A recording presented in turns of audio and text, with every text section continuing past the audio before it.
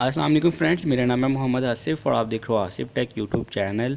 तो फ्रेंड्स, मैं आज आपको बताऊंगा कि अगर आप 100 रुपये वाला ई स्टाम्प पेपर लेना चाह रहे हैं ऑनलाइन तो वो किस तरह से ले सकते हैं। तो फ्रेंड्स, ये बिल्कुल लीगल है और इसका मतलब बिल्कुल रजिस्टर्ड स्टाम्प पेपर होता है। और ये भी आपको जैसे 1200 रुपये वाला आप 1200 देकर ही बैंक से लेते हैं स्टाम्प पेपर, इसी तरह से आपको पंजाब बैंक में 100 रुपया देकर ही ये स्टाम्प पेपर मिलता है। तो चलिए मैं आपको बताता हूँ। उससे पहले अगर आपने हमारे चैनल को सब्सक्राइब नहीं किया तो रेड बटन को प्रेस करके सब्सक्राइब करना और बेल आइकन को प्रेस करना बिल्कुल मत भूलिएगा। तो चलिए फ्रेंड्स, अब टाइम वेस्ट नहीं करते हैं, हमें सबसे पहले ई स्टैंपिंग वेबसाइट पे चला जाना है। तो यहाँ पे आप अगर ई स्टैम्प सिंपल भी लिखते हैं तो ये वेबसाइट आ जाती है। तो यहाँ पे इस पर मैं क्लिक करता हूँ। तो यहाँ पे आप देखें हमारे पास वेबसाइट ओपन हो चुकी है। तो यहाँ पे हमारे पास बहुत सी मीन्स के ऑप्शंस आ जाती हैं, लेकिन हमें कहाँ पे जाना है। तो यहाँ पे हमें ये ऑप्शन मिल जाती है। तो हम यहाँ पे इसको ओपन कर लेते हैं और यहाँ पे अगर आप इसको पढ़ना चाहें तो पढ़ सकते हैं, अदरवाइज़ एग्री पे क्लिक कर देना है। ठीक है।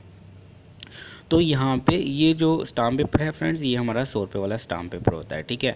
तो यहाँ पे आपको इसको सिंपल भर लेना है। यहाँ पे आपको डिस्ट्रिक्ट देनी है जो भी है लाहौर। यहाँ पे आपकी जो तहसील है ये ऑटोमेटिकली सर्च करेगा और फिर आपको बताएगा कौन कौन सी हो सकती हैं। तो मेरी मॉडल टाउन है। तो देखें यहाँ पे सेल्फ़, अगर तो आप अपने लिए ले रहे हैं तो यहाँ पे आप सेल्फ़ डाल दो। ठीक है। अगर एजेंट का है तो फिर आप एजेंट की इन्फॉर्मेशन डालोगे, अगर आप एजेंट के तौर पे ले रहे हो। तो मैं अपने लिए ही डाल देता हूँ ताकि मुझे इन्फॉर्मेशन ना डालनी पड़े। तो यहाँ पे आपको कुछ भी डाल देना है। तो मैं अभी कुछ भी डाल देता हूँ। ठीक है। तो आपको यहाँ पे अपना नाम लिखना है। यहाँ पे CNIC, यहाँ पे अगर सन ऑफ हैं, अगर आप वाइफ ऑफ हैं, अगर किसी की बीवी हैं तो यहाँ पे वाइफ ऑफ करके यहाँ पे उनका आपके हस्बैंड का नाम आ जाएगा। अगर कोई कंपनी है तो रिप्रेजेंटेटिव फ्रॉम करके यहाँ पे कंपनी आ जाएगी। ठीक है। तो यहाँ पे मैं कंपनी की जगह पे भी MM कर देता हूँ। और अगर फादर ऑफ है तो यहाँ पे फादर ऑफ आएगा। ठीक है। सॉरी, सन ऑफ आएगा। ठीक है। सन ऑफ आ जाएगा और यहाँ पे आपके वालिद साहब का नाम आ जाएगा। ठीक है। यहाँ पे इसी तरह से, और इसके बाद यहाँ पे आपका कॉन्टैक्ट नंबर आ जाएगा जो भी है। और यहाँ पे अगर आप चाहो तो ईमेल दे सकते हो, अदरवाइज़ आप चाहो तो नहीं भी दे सकते।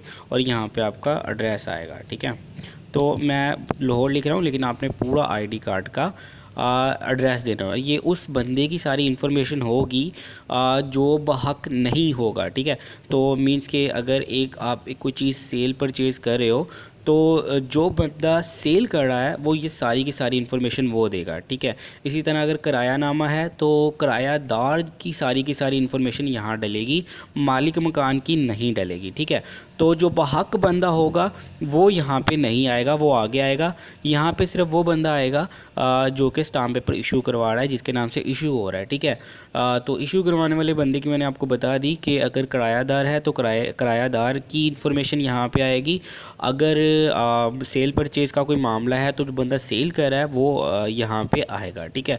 परचेज़र यहाँ पे नहीं आएगा। ये बात बहुत ही ज़्यादा अपने माइंड में रखिएगा, क्योंकि अगर आप इस तरह से करते हैं तो जो है ये स्टाम्प पेपर गलत हो जाएगा। ठीक है। तो यहाँ पे अगर तो कोई सेल परचेज़ का मामला है, जो बहक बंदा है वो यहाँ पे नहीं आएगा, बहक बंदा यहाँ पे आएगा। ठीक है। तो यहाँ मैं आपको बता देता हूँ। ये देखिए, यहाँ पे आपको एफिडेविट 4 जो है वो सिलेक्ट करना है। फिर भी अगर आपको किसी चीज़ की समझ नहीं आती है फ्रेंड्स, तो आप मुझे कॉमेंट्स में पूछ सकते हो, मैं आपको उसी टाइम इसका रिप्लाई कर दूँगा।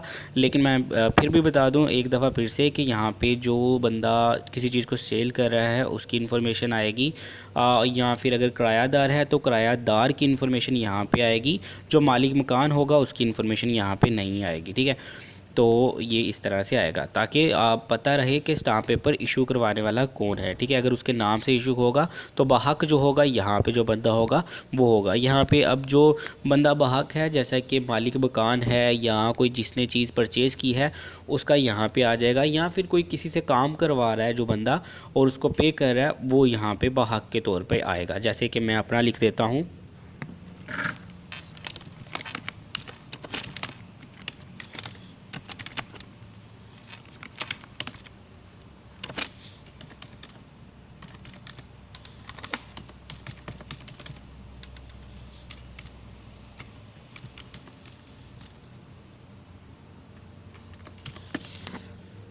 तो फ्रेंड्स, ये इस तरह से करके आ जाएगा। ठीक है।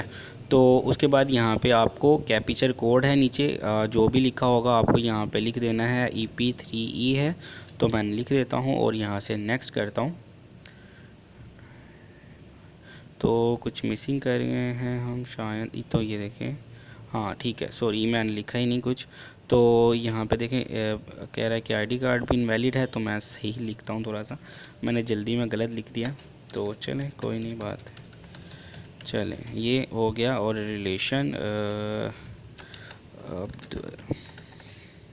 तो यहाँ पे मैं DD लिख देता हूँ। तो चलिए ये हो गया पूरा। अभी जो है हमारा चलते हैं हम फॉर्म की तरफ। NKY, तो यहाँ पे ये देखें हमारा जो स्टाम्प पेपर है वो तैयार होके आ गया है। और अभी जो है मैं इसको सेव करता हूँ और यहाँ पे प्रिंट ऑन चलान करता हूँ। तो यहाँ पे फ्रेंड्स एक बात ये देखें, ये जो चलान है इसका आपने इसको लेके जाना होता है वहाँ पे। तो आपको 100 रुपये वाला स्टाम्प पेपर वो दे देगा, ठीक है। वहाँ पे आपको दोनों की इन्फॉर्मेशन भी मिल जाती है, सेकंड बंदे की और फर्स्ट बंदे की, ठीक है। लेकिन मैं आपको यहाँ पे एक बात बता दूँ कि ये स्टाम्प पेपर जो होता है वाइट पेपर पे होता है, लेकिन ये गवर्नमेंट के पास जो होता है ना वो रजिस्टर्ड होता है, ठीक है। तो वाइट पेपर पे ज़रूर होता है, लेकिन वो अपनी स्टैंप वगैरह लगा के देते हैं और इस चीज़ की तस्दीक करते हैं कि ये जो स्टाम्प पेपर है ये इशू हुआ है बैंक से, ठीक है।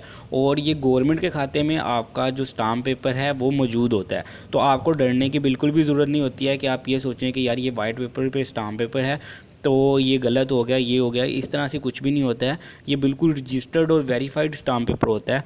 और ये देखिएगा आप आहिस्ता आहिस्ता जो गवर्नमेंट है इसको सरकारी पेपर पे भी लेके आएगी, लेकिन अभी इन्होंने इसको वाइट पेपर पे रखा है। तो चलिए फ्रेंड्स यहाँ पे वीडियो ख़त्म करते हैं। वीडियो अच्छी लगे तो चैनल को सब्सक्राइब कर दीजिएगा, वीडियो को लाइक और शेयर करना बिल्कुल मत भूलिएगा। नेक्स्ट वीडियो में मिलेंगे, तब तक के लिए अपना ख्याल रखिएगा। अल्लाह हाफिज़।